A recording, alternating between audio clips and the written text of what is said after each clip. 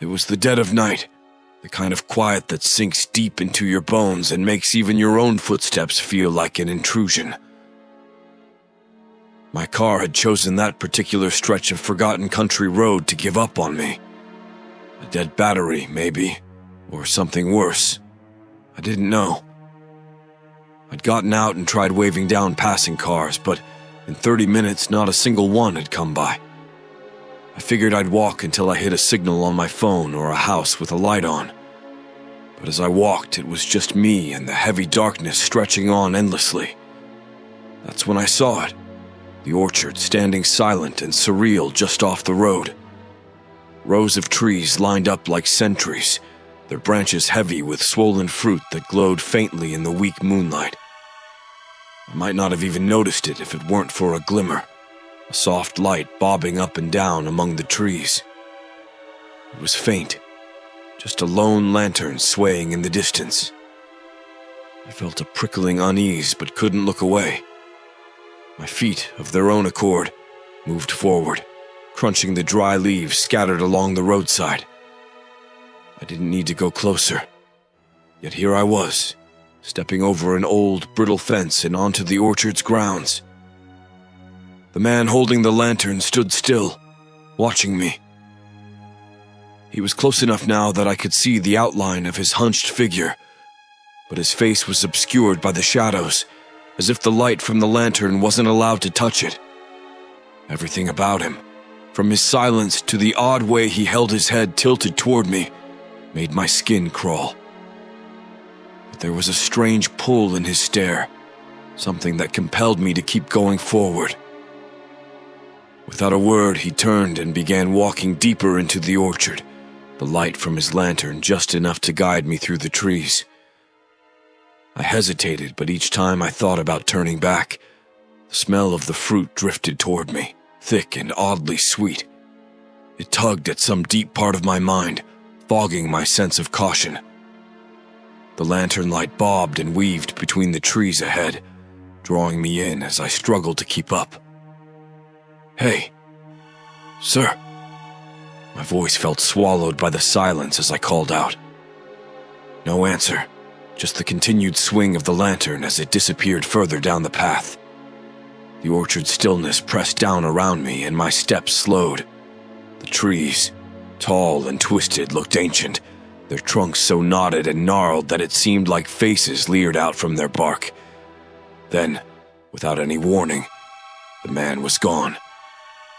The lantern light blinked out like a candle snuffed in the wind, leaving me alone among the trees. I whipped my head around, suddenly aware of the eerie silence blanketing the orchard. A shiver ran up my spine, but something kept me rooted there, staring at the strange fruit hanging just above me. One of them hung so low that it was almost at my shoulder level, its skin a dark, almost velvety red, like a blood-soaked apple. The orchard had a sour, sweet smell, like something overripe, almost decayed. The fruit was so close I could see a faint shimmer of dew on its skin, glinting faintly in the dim light. I knew I shouldn't, but there was an ache, a need that I couldn't quite explain. My hand, almost moving on its own, reached out, and I gently pulled the fruit from its branch. A soft whisper drifted past me, though there was no one there. One taste will bring truth or torment. The words slid down my spine like a cold trickle, but my curiosity, now tangled with that strange hunger, kept me from dropping the fruit. I lifted it to my lips and took a cautious bite. The taste was indescribable. Sweet, yes, but layered with something darker, richer, like tasting midnight itself. Then everything changed. The moment the fruit's juice touched my tongue, a dizzying sensation washed over me, thick and heavy like I was sinking in slow motion. The orchard around me blurred, the colors smearing together until all I could see were swirls of black and red. I tried to blink, to shake myself out of it, but I couldn't tell up from down, couldn't tell if I was still standing, or if the ground had shifted underneath me. It felt as though the orchard itself was leaning closer, watching with a silent, unsettling patience. When my vision finally cleared, the orchard was no longer the same. The rows of trees stretched out impossibly far, disappearing into an ashen fog that seemed to pulse with each unsteady breath I took. Every branch was twisted, covered in thorny vines and littered with darkened, shriveled fruit that seemed to be rotting right on the branches. And there were shadows between the trees, figures, moving silently but with a stiffness that made my skin prickle. People, or what had once been people, were walking among the trees, heads down, faces hidden, their steps slow and burdened. Their clothes were tattered and faded, blending into the gloom. One of them, a woman with wild, matted hair, stopped right at the edge of my vision. She lifted her head just enough for me to catch a glimpse of her face, or what was left of it. Her eyes were hollow, empty pits, her mouth frozen in an expression of unbearable sorrow. She held something in her hands, cradled close to her chest. Another piece of fruit. I could see her fingers trembling as she brought it closer to her lips, as if compelled by a force she couldn't resist.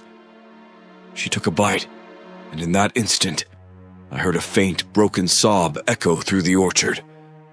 I took a shaky step back, heart pounding.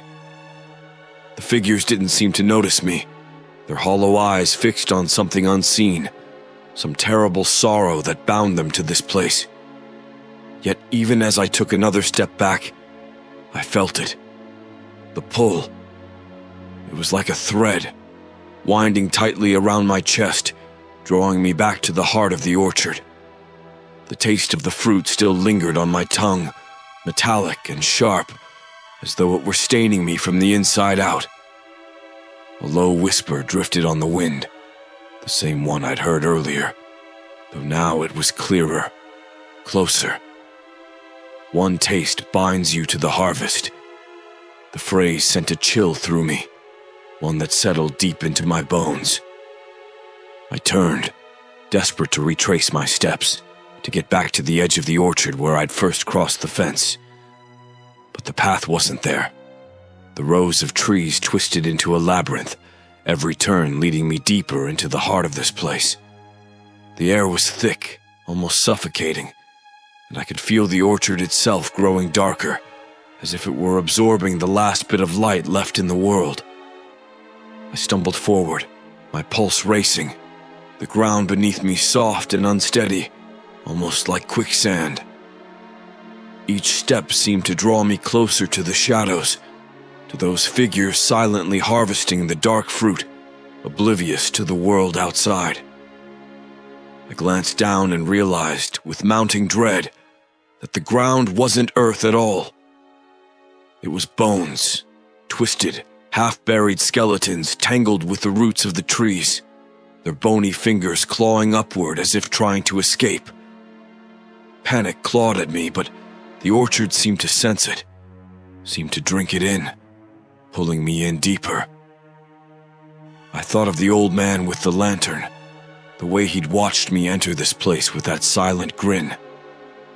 He had led me here, lured me into this cursed orchard, knowing exactly what would happen.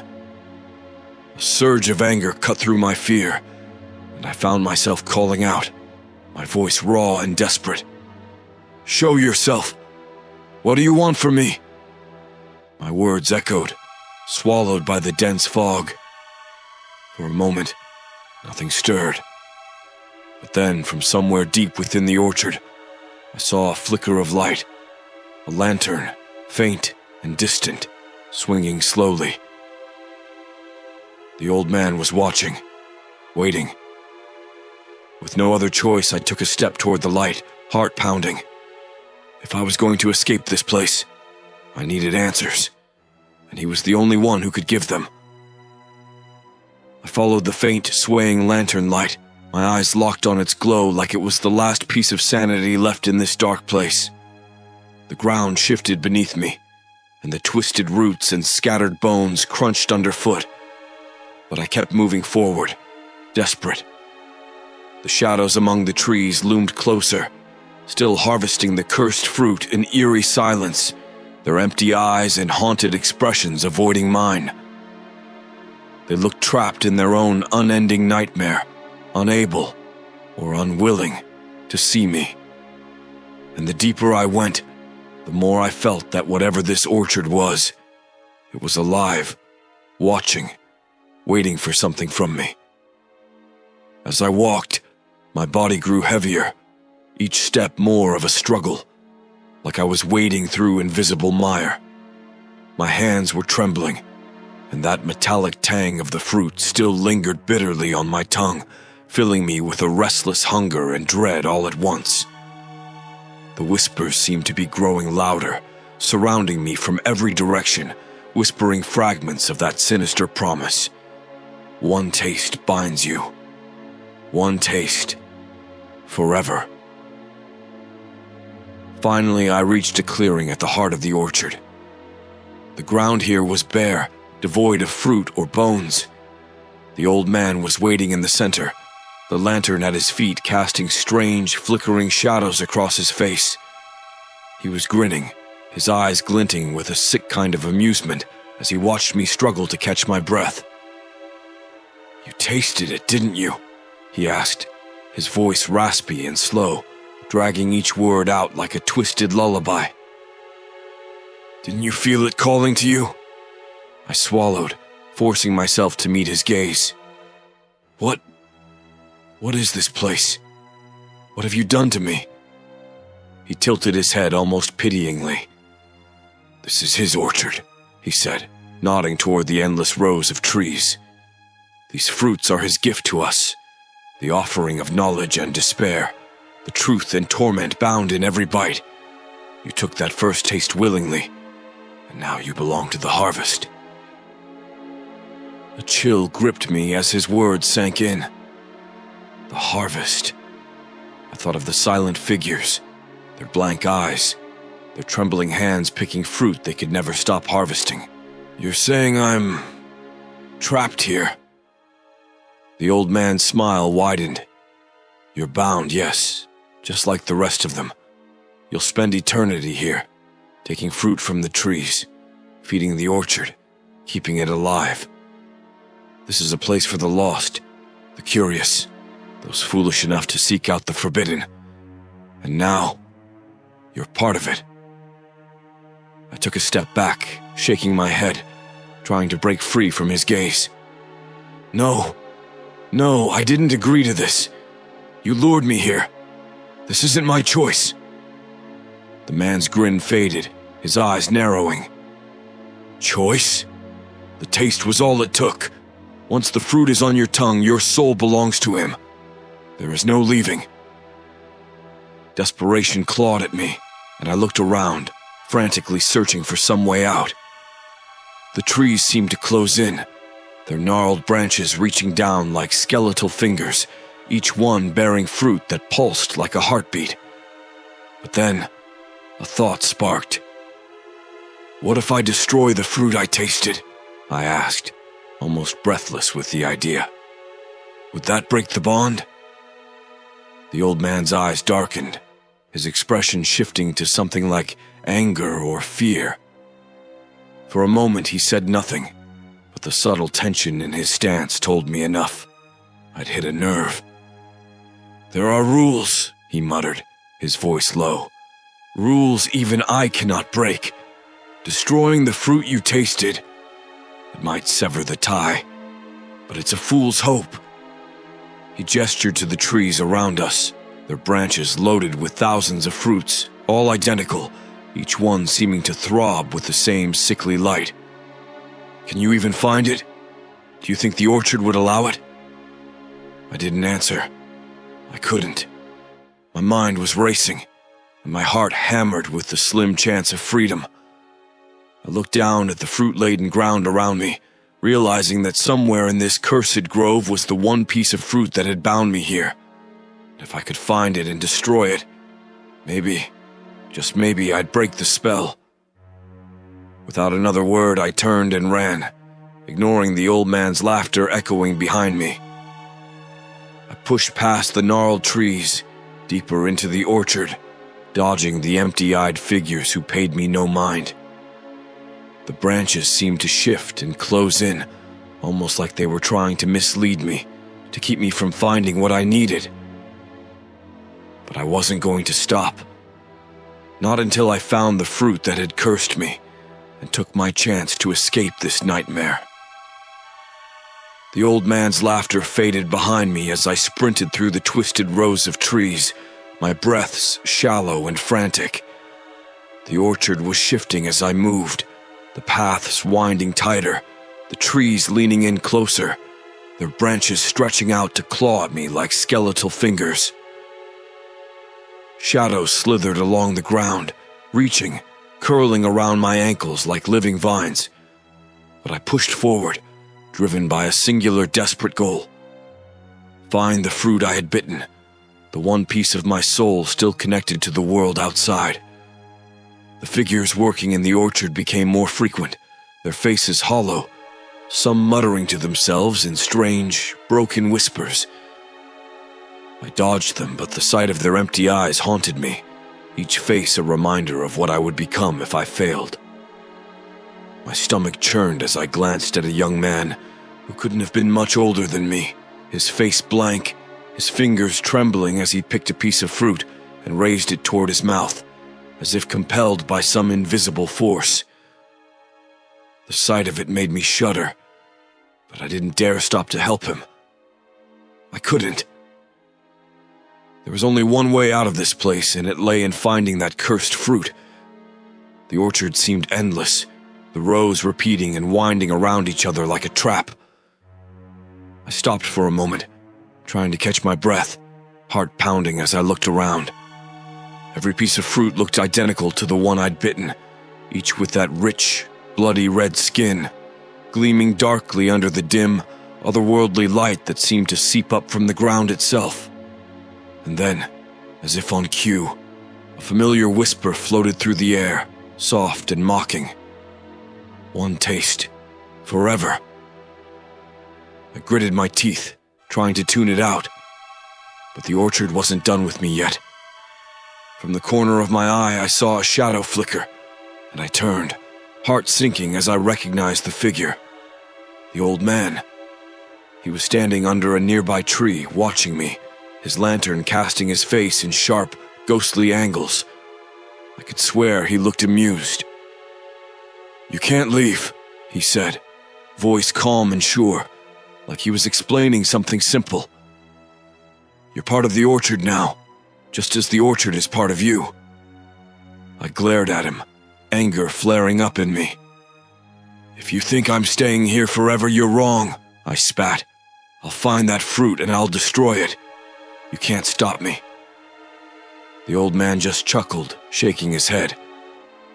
"The orchard is alive, boy. It knows you, feels your presence as much as you feel its pull. The longer you're here, the harder it'll be to remember who you were before. And that makes it so much easier to surrender." I felt a surge of fear at his words, but I forced it down, turning away from him and focusing back on the trees, on the fruit. I wouldn't let him or this place steal my hope. Somewhere out here was my freedom, and I was going to tear this cursed orchard apart to find it. I started moving again, faster now, driven by a sense of urgency I couldn't ignore.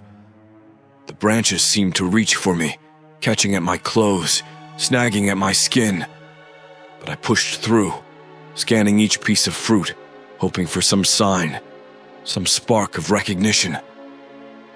The whispers grew louder, filling the air around me, hissing words of surrender, of inevitability. But then, amid the relentless pull of the orchard, I saw it. Just a few feet away, hanging low on a branch, was a fruit with a tiny, familiar bite mark. My bite. The memory of its taste hit me like a shock. That strange, bittersweet flavor that had changed everything. It felt wrong, bitter, as if even my soul had rejected it.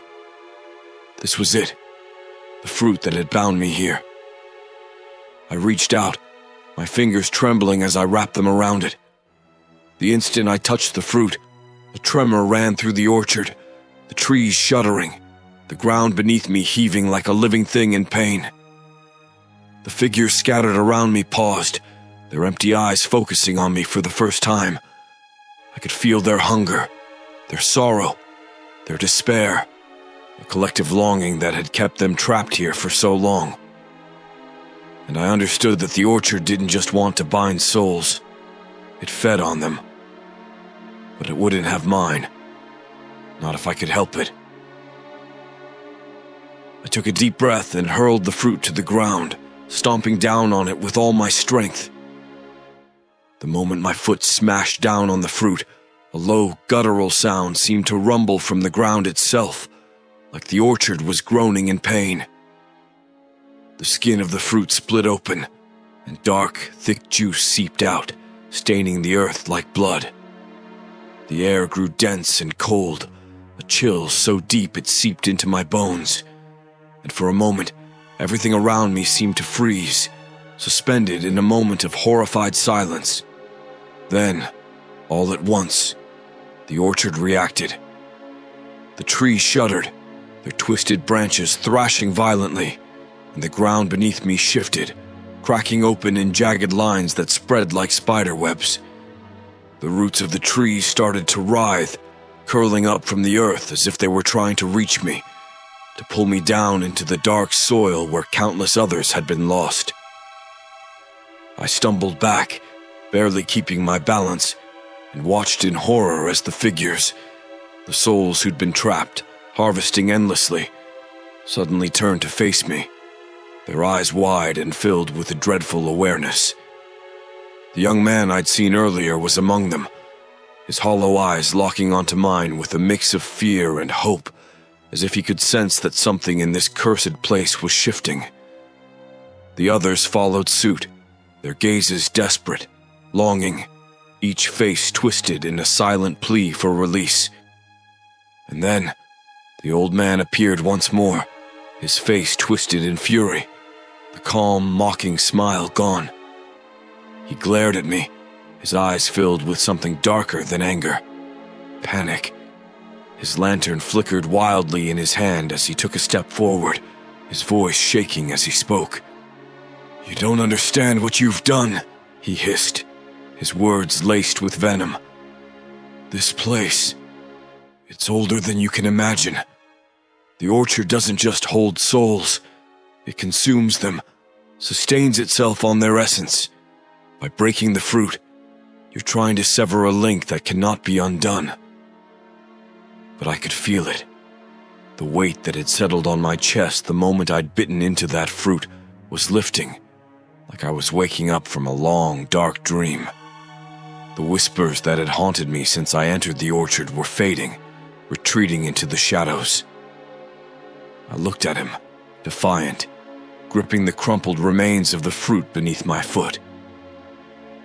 "It ends here," I said, my voice steady despite the terror still pulsing through me.